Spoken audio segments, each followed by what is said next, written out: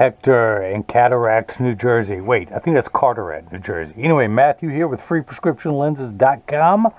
And now I'm going to cut transition lenses with Crizal Sapphire for your Oakley carbon plate that you have sent me, because I'm not an Oakley dealer. So the only way I can cut lenses for them is for you to mail me your frame. And this is the carbon plate. Let's see, that looks like an Oakley.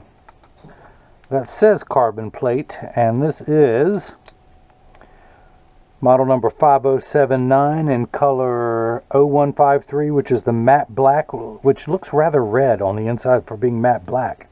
Speaking of red, I had him put a dot on the lenses where his pupils sit to tell me the optical center. Actually, it tells me how gullible he is if people would just start doing stuff that I tell them to do on the internet.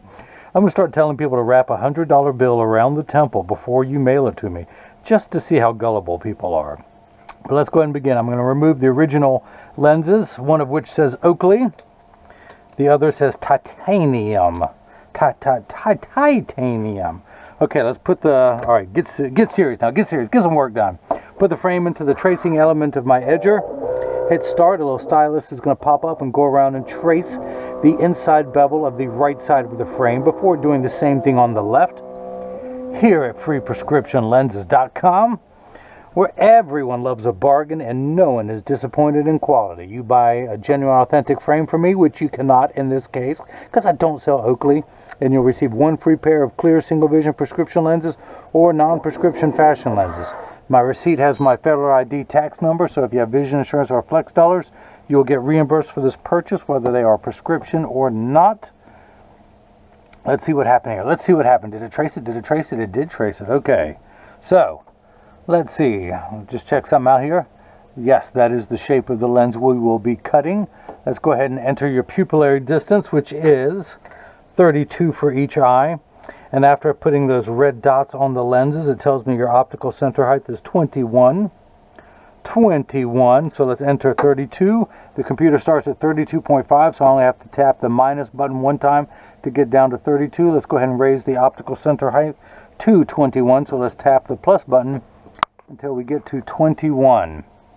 So, where are we? Oh, I got to put some dots on your lenses. So let's come down here to my lensometer and spin the axis wheel to 110 for your right eye, 110. Put the power drum on minus 375. That's actually zero out. Make sure everything's where it's supposed to be. Yeah, see, I'm glad I caught that. Minus 375. Put it in, rotate it until the spherical component comes in clear. Check your astigmatism. Actually, let me see something. Hang on. Yeah, let's turn it this way. Let's turn it this way. Let's turn it this way. Where am I? Where am I? There we are. I can't find your lens. Minus 375, minus 50. We're good there. We're good there. Take a look at everything. Yeah, that looks good. That looks good. Now let's put 3 dots on your lenses. Are the 3 dots going to show up? Hardly. All right, let's put some ink in here. Come on, ink. Come on, ink.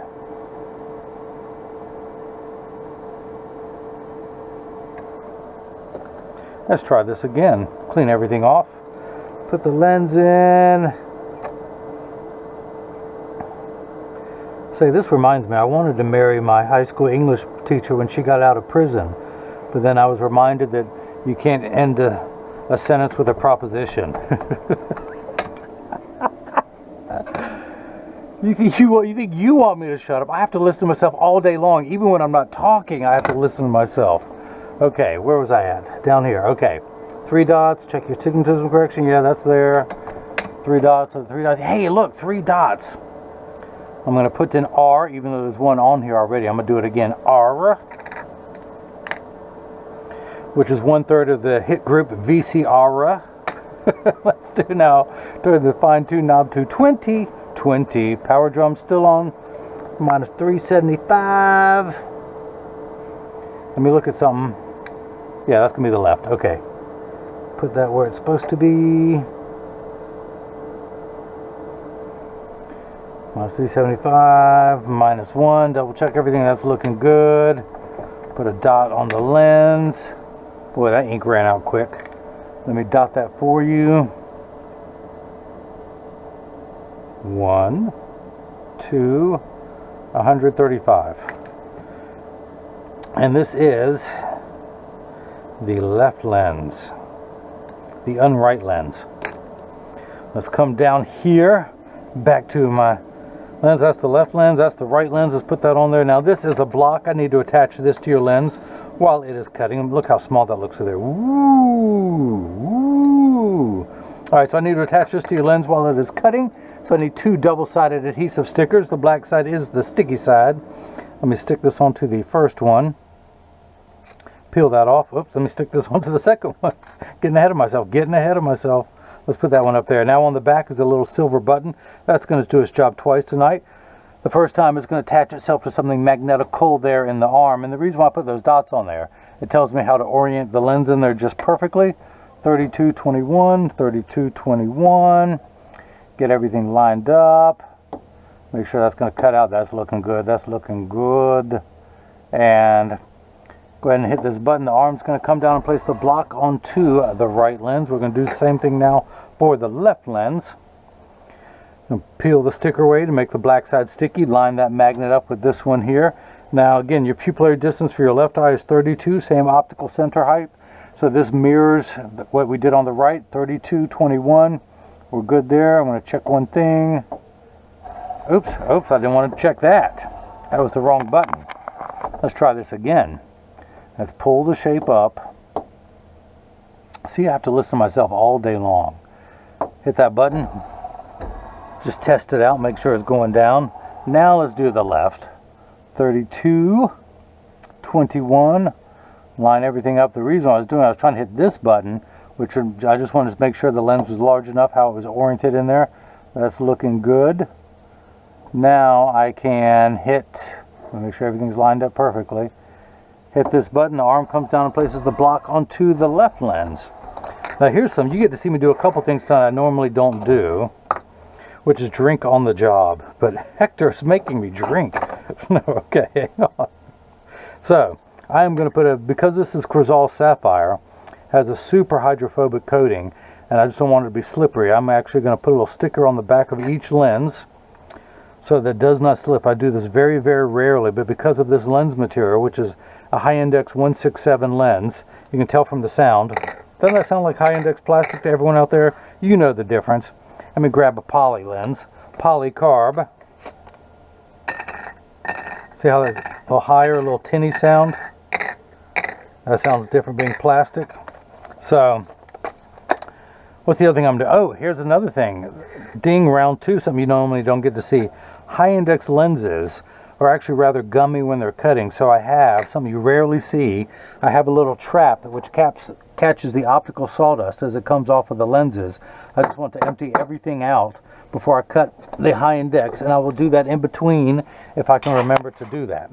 Now, this is the edger. This is what costs $40,000. It weighs 200 pounds. I recommend everyone go out and buy their own, put it on your kitchen counter. Then you can cut your own Oakley high index lenses with Transitions Gray and Crizal Sapphire. You won't need this guy anymore to do it for you. Remember the stickers. You got to put the stickers on there if you're doing it yourself. But the actual cutting wheel is over here on the far right. It's going to act like a heavy grit sandpaper to grind away the lens material until it's done. This wheel in the center, that little valley, that's what's going to cut the V-shaped bevel into the lens so it stays inside the bevel of the frame. Now let me pull the shape up onto the computer. Hello, computer.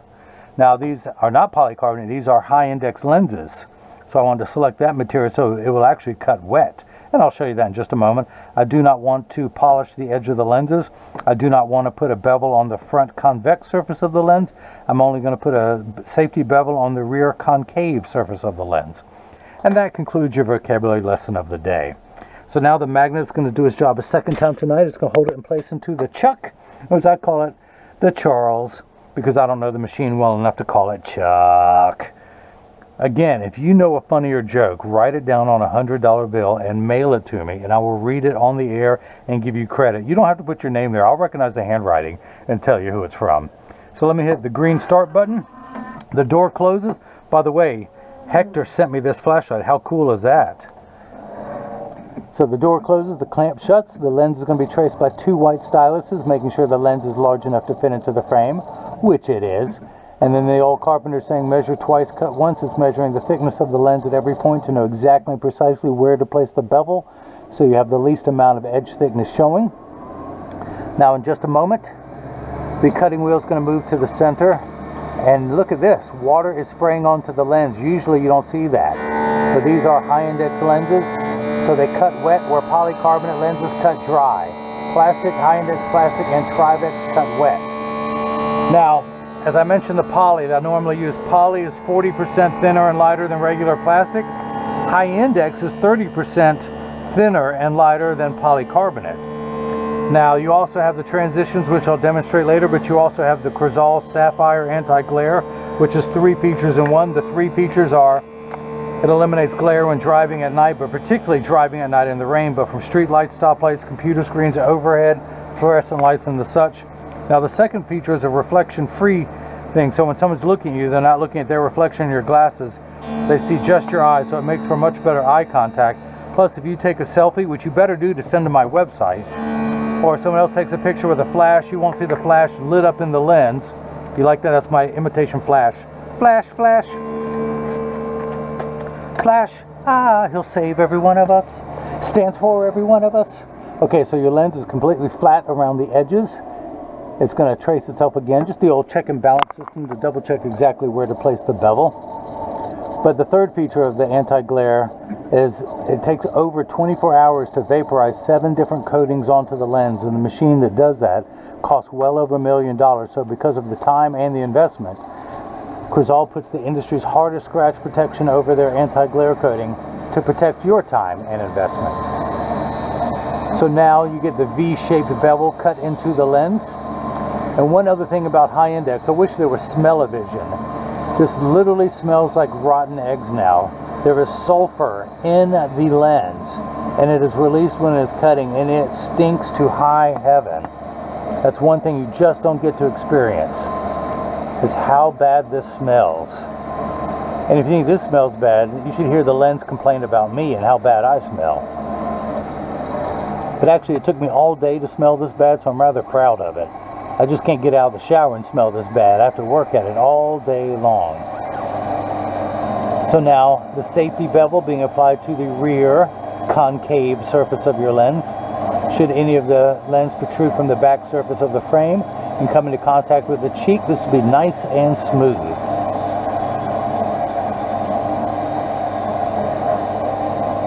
Nice and Smooth was one half of the, well, it was the opening act for Pete Rock and CL Smooth. People, they have no idea what I'm talking about. Well, I'm right there with you. I have no idea what I'm talking about. I'm the one talking. So, let's go ahead and take this out. Yeah, I'm just a shock to some people when stuff comes out of my mouth. You know, I'm hearing it for the first time just like them. Imagine how shocked you are. Imagine how shocked I am when I hear it. So, I'm going to dry everything off. Move that little sticker out of the way.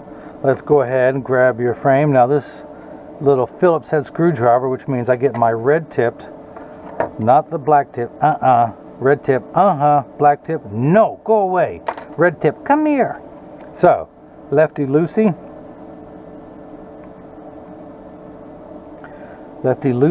let's turn this around, let's take your lens, let's go ahead and tuck it in, see if it fits first time around or I need to take more off.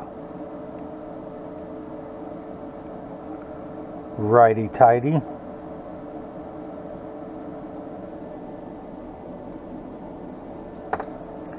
Alright, that closes well. You don't believe me? Look. And by the way, check out the screwdriver, the flashlight he gave me. You can zoom in, whoop, real bright, or pull it back.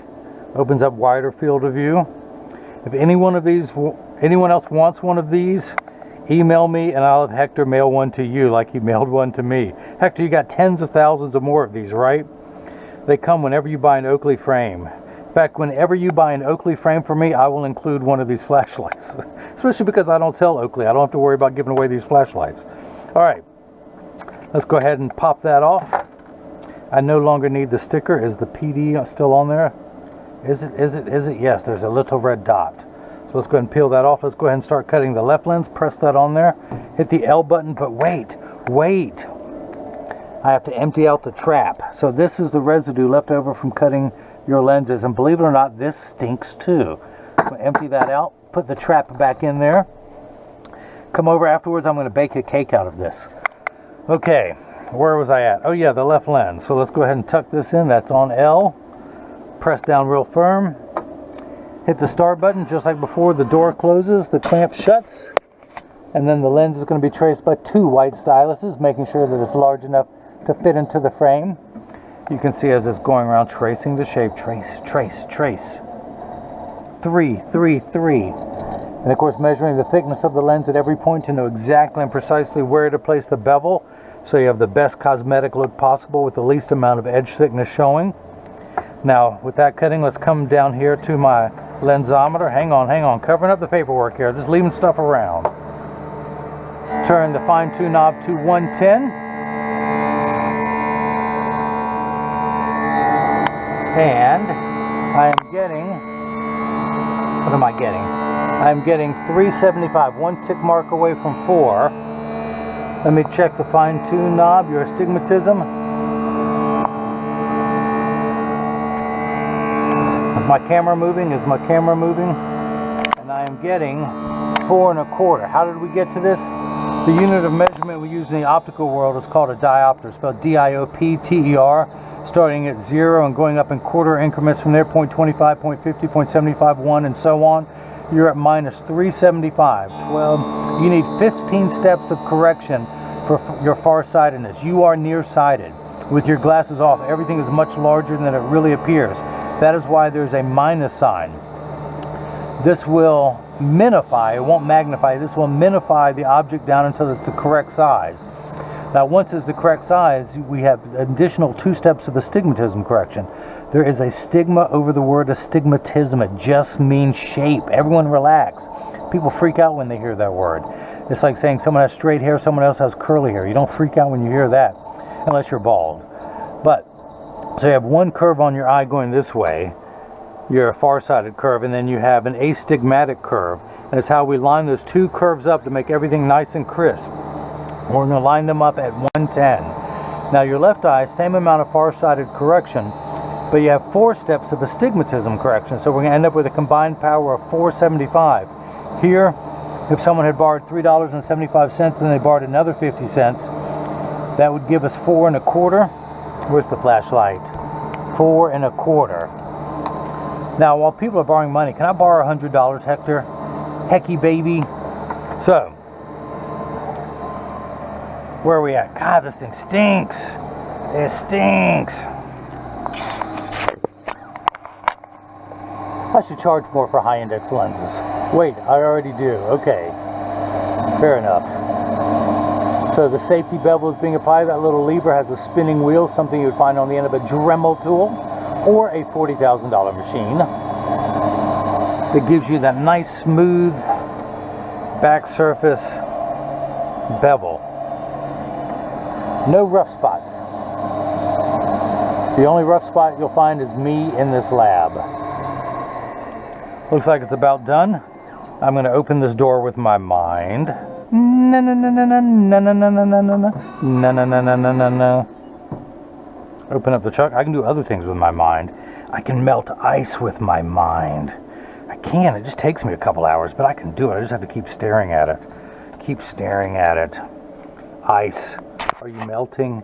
Ice. Are you melting? My camera's dropping down. I need to tighten my, cinch my strap tighter. Okay, let's see here. Lefty loosey. Where's that lens? Here it is. Go ahead and tuck that in. Being careful not to lose that screw, because I do charge extra to get on my hands and knees. I mean, look how dirty this floor is. You don't want me to crawl around down there for free, do you? Come on, lens, get in there. What is your problem? Come on. Come on. There we go.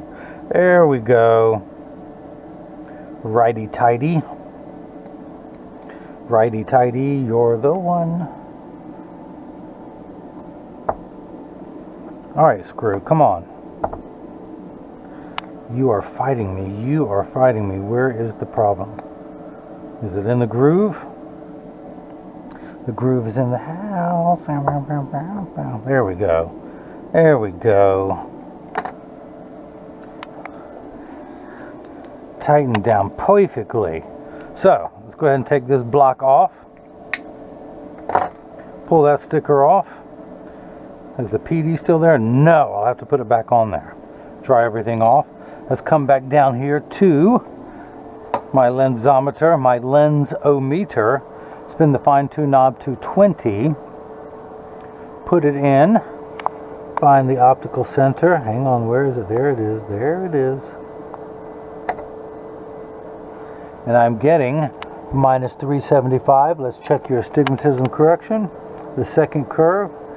And I'm getting 475. One tick mark away from 5. So that is cut perfectly. Now your pupillary distance, 32 in each eye. Oh, I forgot to mark the pupillary distance.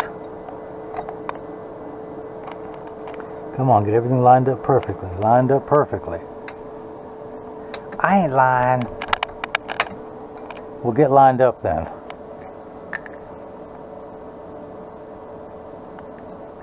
Now, if you missed any of that, let me recap. Hey, at least I'm going to laugh at the jokes. I don't care what you do. I'm laughing at them. Laugh at your own expense. Recap number 2. Okay, so 32 for your right eye, 32 for the left, for a combined value of 64. When we hold, I'm going to place my PD stick against my right thumb, and then we hold it up on the left, we're getting 64 millimeters, so that is cut perfectly. Now let's check the optical center height of 21. And then when we get to the bottom of the frame, we're getting 21 millimeters, so that is cut perfectly. Now this is the point in every video that as I clean your lenses, I've mentioned to you that when you get these in the mail, and of course free shipping anywhere in the US, and Cataract, New Jersey, as well as Carteret, New Jersey, are still in the US. But when you get these in the mail, there's a small chance that these could fit too loose or too tight. However, there's an 80% chance that one side sits higher than the other. And that's because 80% of people have one ear that is higher than the other. And because of that statistic, 99% of all optical shops will do free adjustments if you ask them. But I'm going to get them in standard alignment first, also known as a 3-point stance. The 3 points are 1, 2, and the bottom of the frame being 3. I set on the counter. Oh, how about that? There is a wobble. So let me adjust this until there is no more wobble. Of course, this is the frame you sent me, and that's okay. I can work on anything. No more wobble. When I say wobble, of course you saw that one, but mine wobbles when they sit on the counter, but I have an ear. I'm part of that 80%, so they have to be adjusted so they sit level on me. Flip this over, press down, there is no wobble. Close each temple to make sure they overlap perfectly, and they do. And before I activate them, I do want to clean them one more time here. They do put a little powdery residue on the lenses when it's Crizal Sapphire to help it grip a little bit better inside the machine. I just want to make sure all that is cleared off.